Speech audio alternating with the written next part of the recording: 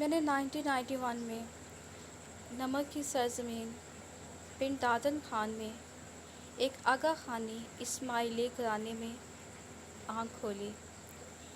اپنے آبائی علاقے میں ہی تعمیر نو پبلک اسکول سے میٹرک، گورنمنٹ خواتین کالج سے F S C, Albiruni college سے بی ایس سی کے بعد اسلامک یونیورسٹی اسلام آباد سے M S C plus M Phil کیا۔ میرے آباء و اجداد پچھلے 4 پشتوں سے یہاں آباد چلے آ رہے ہیں، جبکہ ان کے آغا خانی مذہب کو قبول کرنے کی تاریخ اس سے بھی پرانی ہے۔ آغا خانی مذہب کو قریب سے دیکھنے اور اچھی طرح سمجھنے کے موقع اس لیے بھی میسر رہے۔ ایک تو گھر کا ماحول خالص اسماعیلی آغا خانی مذہب کے مطابق تھا، اور گھر سے تیسری عمارت جماعت خانہ کی تھی، جو کہ آغا خانی سرگرمیوں کا مرکز تھا۔ مزید یہ کہ تقریباً 12 سال تک امی ابو اسی جماعت خانہ میں مکھی اور مکھیانی کے فرائض بھی سر انجام دے رہے تھے۔ لہٰذا مذکورہ حالات و تعلیم و تربیت سے جو عام تاثر ذہن میں قائم ہو چکا تھا وہ یہ تھا کہ اس کرۂ ارض پر آغا خانی اسماعیلی ہی وہ جماعت ہے جو صحیح معنوں میں اسلام کے مطابق عمل پیرا ہے، باقی سب گمراہ ہیں۔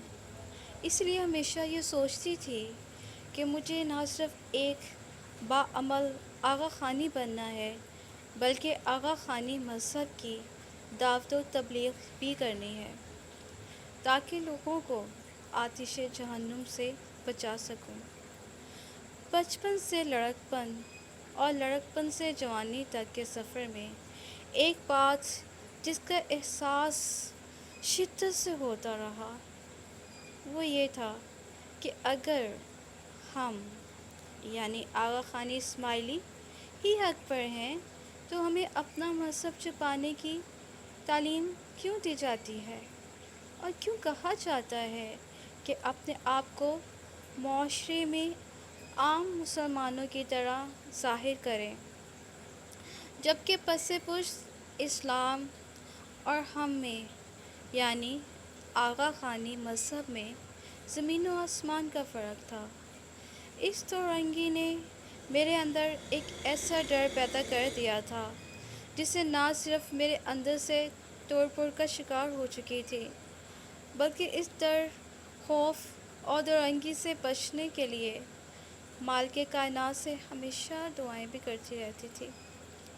میری زندگی کے چند ایک اہم واقعات جنہوں نے مجھے آغا خانی مذہب کو پوری سنجیدگی سے سمجھنے پر مجبور کیا۔ ایف ایس سی کے دوران میں نے کالج کی لڑکیوں کو پردے میں ملبوس دیکھتی تو مجھے بہت اچھا لگتا، خاص طور پر اپنی کلاس فیلو کی بڑی بہن جو اکثر ہمارے ساتھ کالج آتی جاتی تھیں۔ میرے پوچھنے پر انہوں نے قرآن و حدیث کی روشنی میں پردے کے مطابق اسلامی تعلیمات سے روشناس کروایا، جس کے بعد میں نے بھی باقاعدہ پردہ شروع کر دیا، جس سے کہ میں اپنے آپ کو نہایت محفوظ تصور کرتی تھی۔ مگر یہ بات میرے گھر والوں کو بہت معیوب لگے، جس پر خوب شور و غل بھی کیا، جس کے بعد مجھے حتماً پردہ کرنے سے روک دیا گیا۔ گھر والوں کی یہ حرکت میرے لیے نہایت تعجب کی بات تھی۔ آغا خانی دعویٰ تو یہ کرتے ہیں کہ صحیح مومن ہم ہیں، مگر اللہ اور اس کے رسول کی فرمانبرداری کے بجائے نافرمانی کا حکم دیا جا رہا ہے صلی اللہ علیہ وسلم۔ دوسرا یہ کہ ایک بار دوران ایف ایس سی اسلامیات کا پیریڈ کے اختتام پر ایک لڑکی نے سوال کیا، کیا آغا خانی اسماعیلی مسلمان ہیں؟ میری زندگی میں پہلی بار میرے کانوں میں ایسا سوال سنا تھا۔ میرا خیال تھا کہ میڈم کچھ دیر توقف کریں گی، پھر آئیں بائیں شائیں کریں گے، کچھ خامیاں بتا کر کہیں گے کہ جیسے اہل حدیث، دیوبندی، بریلوی اور شیعہ کا اختلاف ہے، ان کا بھی کچھ اسی طرح کا معاملہ ہے۔ لیکن جب میڈم نے بغیر کسی تردد و توقف اور پورے اعتماد سے یہ جواب دیا کہ آغا خان اسماعیلی مسلمان نہیں ہیں، یہ اپنے عقائد، عبادات اور رسومات کی وجہ سے کافر ہیں، تو ایک لمحہ میں ہی نہ صرف میری ساری توقعات پر پانی پھر گیا، بلکہ میرے شکوک و شبہات کی دیوار کو ایک اور دھکا لگا، جس کے بعد میں نے باقاعدہ آغا خانیت اور اسلام کا تقابلی مطالعہ شروع کر دیا، جس کا نتیجہ یہ نکلا کہ واقعی آغا خانی اسماعیلی مذہب کا اسلام سے دور کا بھی تعلق نہیں ہے، یہ اپنی ذات میں ایک بالکل الگ اور مختلف مذہب ہے۔ اسلام میں عقیدہ توحید یعنی اللہ وحدہ لا شریک ہے، ہر نفع و نقصان کا مالک، سب کو اسی نے پیدا کیا اور سب کو اسی کی طرف لوٹ کر جانا ہے، اور یوم حشر میں جزا اور سزا کا حاکم بھی صرف اللہ ہی ہوگا۔ جبکہ آغا خانی مذہب میں مرزا بالا اور اس کے علاوہ تمام اوصاف کا حامل حاضر امام پرنس کریم آغا خان ہے۔ معاذ اللہ، وہ بذات خود اس بات کا برملا اعلان کر چکا ہے کہ میں اللہ کا مظہر ہوں۔ ان کا یہ بھی عقیدہ ہے کہ امامت کا درجہ نبوت سے بڑھ کے ہے، کیونکہ امام خدا میں حلول کر گیا ہے، جس کی وجہ سے وہ خدا ہی ہے۔ یہی وجہ ہے کہ اسماعیلی قوم امام کو سجدہ بھی کرتے ہیں۔ استغفر اللہ۔ اسلام میں طریقۂ رسول پر دن میں باوضو پنجگانہ نماز ادا کرنا فرض ہے، جبکہ آغا خانی مذہب میں غسل، طہارت اور وضو کا کوئی تصور ہی نہیں۔ ان کا کہنا ہے کہ چونکہ ہم باطن کو پاک کر لیتے ہیں، اس لیے ظاہر کی کوئی اہمیت نہیں۔ نماز، روزہ، حج اور زکوٰۃ کی فرضیت کے اسماعیلی لوگ سرے سے قائل ہی نہیں۔ مسجد کی جگہ جماعت خانے ہوتے ہیں، نماز میں تکبیر اولیٰ، سورۃ فاتحہ، اتحیات، قیام، سجدہ رکوع کی جگہ خاص طرح کی دعاؤں کو پڑھا جاتا ہے، اور پھر حاضر امام پرنس کریم آغا خان سے مناجات کی جاتی ہیں، جن کو گنان کہتے ہیں، اور پھر آخر میں حاضر امام کا فرمان پڑھا جاتا ہے، جو کہ ہر چاند رات کو جاری ہوتا ہے۔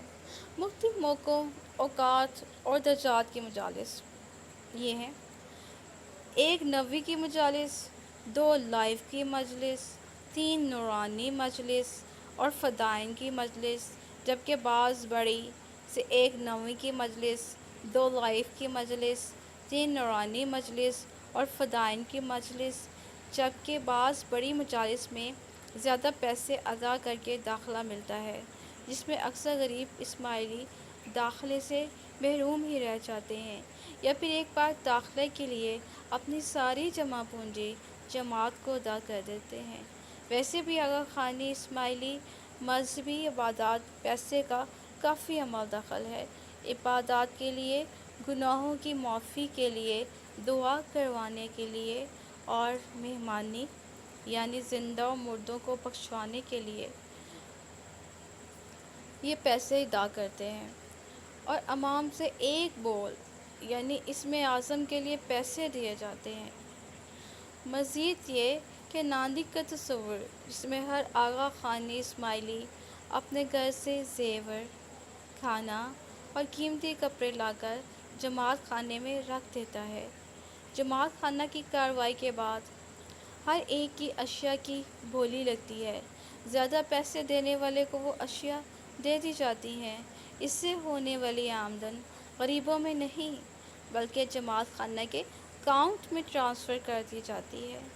آغا خانی مذہب میں زکوٰۃ کی جگہ دسواں دیا جاتا ہے، جو کہ ماہانہ آمدن کا 10واں حصہ ہے۔ آغا خانی مذہب میں حاضر امام کی زیارت ہی حج بیت اللہ ہے۔ تو استغفار اور اللہ سے معافی مانگنے کے بجائے پیسے دے کر مکھی اور مکھیانی سے فرانسیسی پانی کے چھینٹے مروا کر گناہوں سے نجات حاصل کی جاتی ہے۔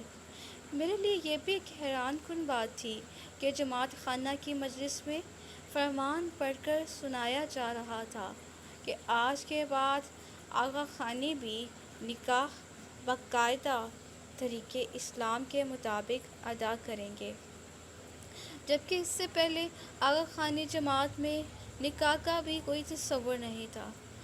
آغا خانیوں کا یہ بھی عقیدہ ہے کہ قرآن ساری انسانیت اور ہمیشہ کے لیے نہیں آیا، بلکہ خاص قوم اور مخصوص وقت کے لیے بھیجا گیا تھا۔ اسماعیلی جماعت کا یہ بھی ایمان ہے کہ پرنس کریم خان جس کے گناہ معاف کر دے، اس سے روز حشر میں بھی حساب نہیں ہوگا۔ استغفر اللہ۔ اللہ کا حرام کردہ سود ایک زمانہ ہوا، حاضر امام اس کو حلال قرار دے چکے ہیں۔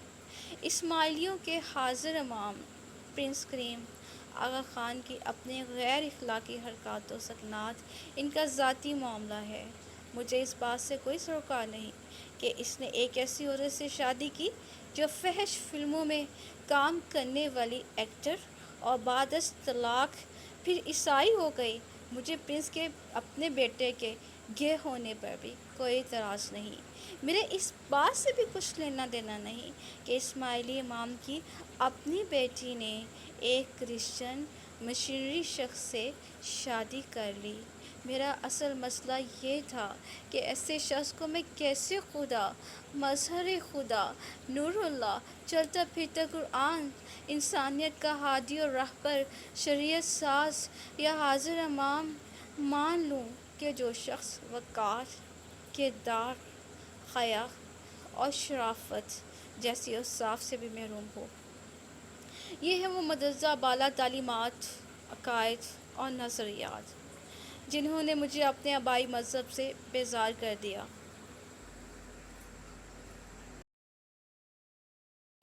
اس کے بعد جماعت خانہ کی ہر طرح کی مذہبی سرگرمیوں میں شرکت سے گریز کرتی، مگر بعض اوقات گھر والے زبردستی ساتھ لے جاتے۔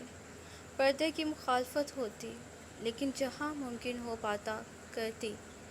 تعلیم مکمل ہوتے ہی میرے خاندان میں شادی طے ہو چکی تھی۔ اب تو بس ہر وقت اللہ سے یہی دعا کرتی تھی کہ اللہ یا تو آپ میرے گھرانے کو بھی ایمان عطا فرما دیں یا میرے لیے کوئی ایسا انتظام فرمائیں کہ میں آپ کے دین پر پوری آزادی سے عمل پیرا ہو سکوں۔ میں نے کافی علماء و اداروں سے بات کی، مگر یا تو وہ آغا خانیت کے بارے میں کھل کر بات نہیں کرنا چاہتے تھے یا پھر ان کے اداروں میں میرے جیسی لڑکیوں کے لیے رہائش، تعلیم و قانونی چارہ کا کوئی انتظام نہ تھا۔ یونیورسٹی کی تعلیم مکمل ہو چکی تھی، اب گھر جانا تھا اور واپسی کا کوئی امکان نہیں تھا۔ اس دوران میں ایک مدرسے سے بھی منسلک ہو چکی تھی، جہاں شام کے کچھ اوقات میں دینی علوم حاصل کر رہی تھی۔ اللہ استاد محترم کو جزائے خیر عطا فرمائے، جن کے توسط سے نہ صرف دین کی اصل روح کو سمجھنے میں مدد ملی، بلکہ ان کی معاونت سے حقوق الناس welfare foundation, centre for new Muslim, ایک ایسی آرگنائزیشن سے بھی رابطہ ممکن ہو سکا جس کی مجھے 2011 سے تلاش تھی۔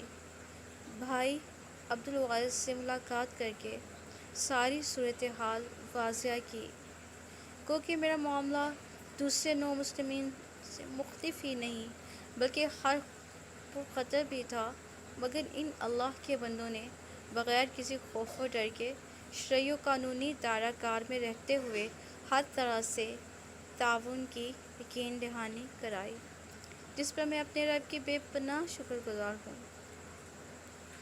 میں امتحانات کے بعد گھر جا چکی تھی۔ میرے لیے گھر سے نکلنے کا اب کوئی اور موقع نہیں تھا ماں سوائے یونیورسٹی سے سند لینے کے لیے۔ ہنستا بستا گھر، ماں باپ کی شفقت اور ساری زندگی کے احسانات، بہن بھائیوں کا ساتھ، پیار اور شرارتیں، گھر کی در و دیوار جس پر بچپن کی یادیں چسپاں تھیں، وہ آنگن جہاں میں نے چلنا سیکھا، خاندان کے سب لوگ، سکھیاں، سہیلیاں، وہ کالج کا رستہ، کتابیں، وہ بستہ، محلہ، گلیاں، وہ غنچہ، وہ کلیاں، وہ شہر، وہ ہوا، وہ فضا، سب کچھ اپنے پیارے اللہ کے دین کی خاطر قربان کر دیا۔ اور 3 مارچ 2017 کو بن لادن خان سے اسلام آباد اور وہاں سے لاہور ہجرت کر آئی۔ یہاں پہنچتے ہی بھائی عبدالوارث نے میری درخواست پر فوری میری رہائش و تعلیم کا سلسلہ جاری کر دیا۔ مزید آغا خانی کمیونٹی خاندان سے خطرات کے پیش نظر سیشن و ہائی کورٹ قانونی کارروائی کرکے جانی و ایمانی تحفظ کو بھی یقینی بنا دیا۔ آغا خاندان اور آغا خانی جماعت کی طرف سے مختلف سرکاری افسران کے ذریعے حقوق الناس ویلفیئر فاؤنڈیشن کے حضرات کو، خصوصاً بھائی عبدالوارث کو پریشرائز بھی کیا گیا۔ جب کچھ نہ بن سکا تو جماعت نے وزارت داخلہ کو ایک جھوٹ پر مبنی درخواست دی کہ حقوق الناس کا کالعدم تنظیموں سے تعلق ہے اور ہماری لڑکی کو غیر قانونی طور پر اپنے پاس رکھا ہوا ہے، جس کے بعد سرکاری اداروں کی طرف سے تحقیقات کا ایک سلسلہ جاری ہو گیا۔ حقوق الناس کے جنرل سیکرٹری بھائی عبدالوارث اور مجھ سے پوچھ گچھ کے بعد ایجنسیز نے جب دیکھا کہ تمام معاملات حکومت پاکستان کے قانون کے مطابق ہیں اور میں اپنی آزاد اپنی مرضی سے دائرہ میں پناہ گزین ہوں، تو نہ صرف حقوق الناس کو مکمل طور پر کلیئر قرار دیا گیا، بلکہ مجھے بھی آغا خانی کمیونٹی سے مکمل طور پر تحفظ کی یقین دہانی کرائی گئی، جس پر میں اپنے سرکاری اداروں کی بھی نہایت مشکور ہوں۔